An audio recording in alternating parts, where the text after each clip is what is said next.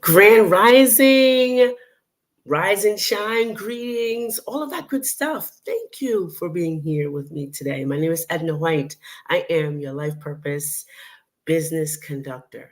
Today, I want to talk to you about something that's deeply embedded in the human psychology, but often it goes unnoticed until it starts affecting our lives in negative ways. Yes, I'm talking about the sense of entitlement. Many of us encounter it. We see it, we feel it, we see it in others, but we just don't say anything about it.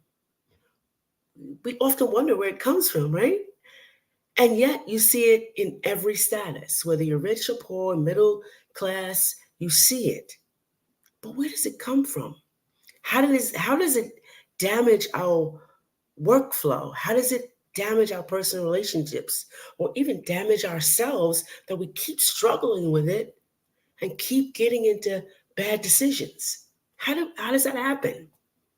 But what if I told you that the sense of entitlement, no matter where you come from, wealthy background, middle class home, or maybe a challenged financial situation, or even, poor. What if I tell you it comes from the same source? It has less to do with the size of your bank account or even the size of your ego. It has to do with your parents and your caretakers. Yeah, people don't like to hear that. But I'm not giving you an excuse, but I'm telling you where the fear came from. Someone in your life did not pay attention to you emotionally, mentally, physically for your formative years. So if you think that everybody owes you and you're always using people or always in your brain, how can I use the next person like it's a chess game, like their chess pieces? If you're constantly doing that, check your background.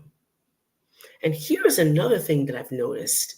Those who have sense of entitlement are more drawn to the ones that didn't give them their attention than the ones that did. Odd, right? Why? Because they're still trying to get their attention. They're still trying to make it correct. But if it hasn't happened your entire lifetime, it's not going to happen. So now it's embedded in your roots. You're entitled. You feel that everybody owes you, or I'm going to get everything I can get out of them first before they get me. So let's define entitlement at its core. It's a belief that you inherently, all in here, all in your bloodstream, deserve certain privileges and special treatment. I know you're probably saying, well, yeah, that's usually rich people. No, it's not. It's some of us. It's some of us middle class and some of us poor. It's some of us. Because we believe that everybody we meet, you're figuring out not how to build a real relationship with them, but how to use them, how to get something out of them and maneuver around them to get something more. You're always thinking of something more, right?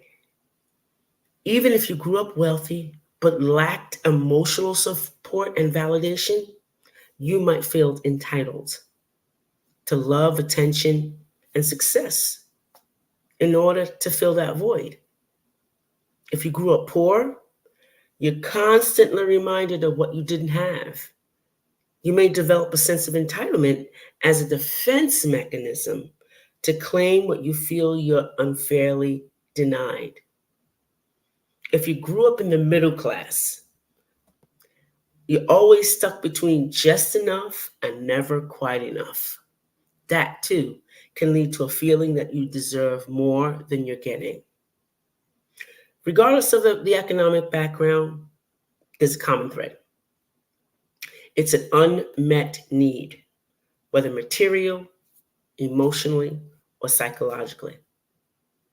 So When those needs go unmet during childhood, entitlement is one way people compensate for what they believe they've missed out on. And it's not towards the person that they missed out on it from, it's towards the other people to try to fill the void in relationships, in work, their parent that really cared for them. They take it out on them. Their siblings, they take it out on them instead of realizing I'm not asking you to take it out on the person that really didn't give it to you, but hey, wake up, realize it. There's nothing else coming out of that jar because it's been empty. Whether it had nothing to do with you or not, it's been empty. And there's nothing else coming out. And you have nothing else to prove. And you can't prove anything to an empty glass or empty bottle, whichever you want to say. But you can't prove anything. So entitlement is a response to your fear. It's real deep. And it comes from fear that everyone you come in contact is going to treat you like this guy or this woman, right? Everyone is going to treat you the same. So I might as well get mine before they get mine. If I don't get it, somebody else will. That's your underlying thought when you're meeting anybody you're dealing with. It's a survival instinct that's gone awry.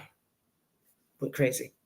Instead of fostering collaborative or relationship or building with generosity, this mindset creates competition, jealousy, and dog eat dog approach. Every time they come in contact with somebody, it's dog eat dog. What can I get from you before you get it from me? And you owe me. And it's always that. It's back and forth, dog eat dog approach to life. It's always that. Those people who live in this fear start to believe that others are getting hit somehow threatens their own abilities to succeed or to have their needs met. But the fear of entitlement isn't about resources or wealth. It's real deep. It's the fear rooted in unmet emotional needs of childhood, like the fear of being unloved, unsupported, or unseen. When your parents or your caregivers don't give you the validation, the attention, or the sense of security you crave as a child, that fear doesn't go away. It stays with you. And you carry it like a backpack into adulthood, often disguising itself as entitlement.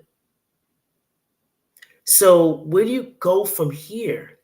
How do you unmask this? How do you get this hurt out of you that you've been neglected before? And how do you get rid of, I don't want this to happen again?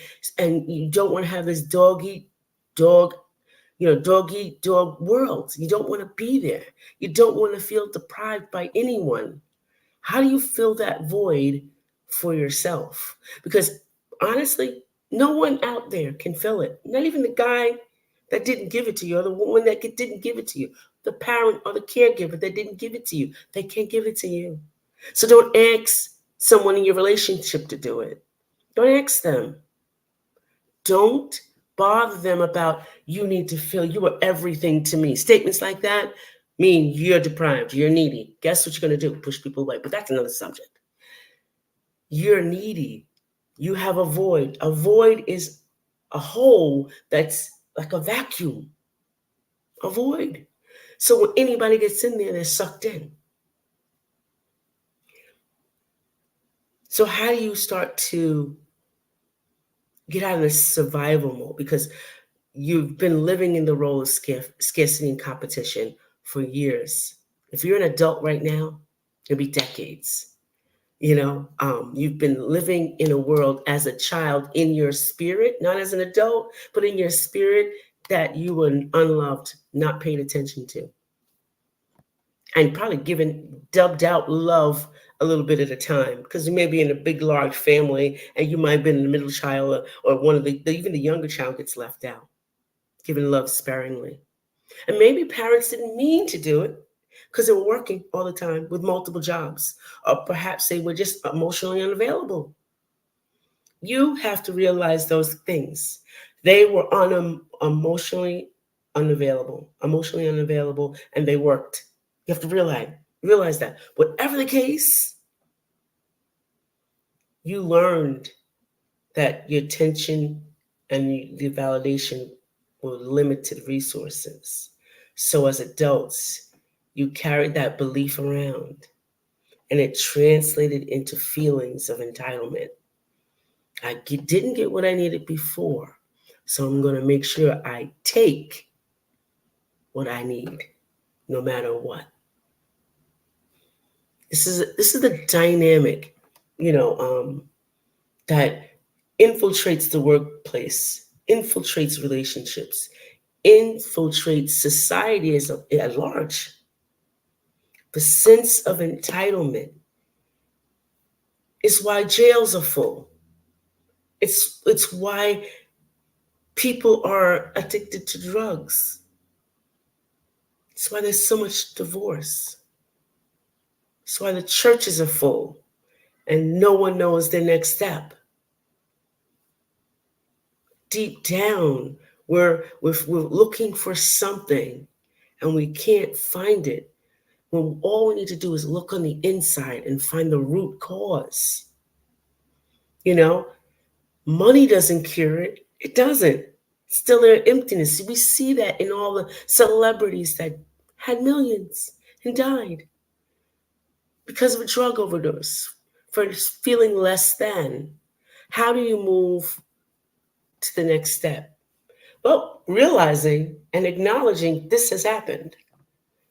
My mother, my father couldn't give, or didn't give, or were refusing me. We have to get to that point that it was unintentional, probably, and then it was intentional. We have to face up to the fact it was intentional, that we didn't get the love and the respect and the care and the safe feeling. We didn't get the attention we needed from our foundation. And we can't get it from other people, other sources. So what do? We now have to look inward and grow up our inner child. As an adult, be that adult for your inner child and say, hey, you didn't get that, little Edna. You didn't get that.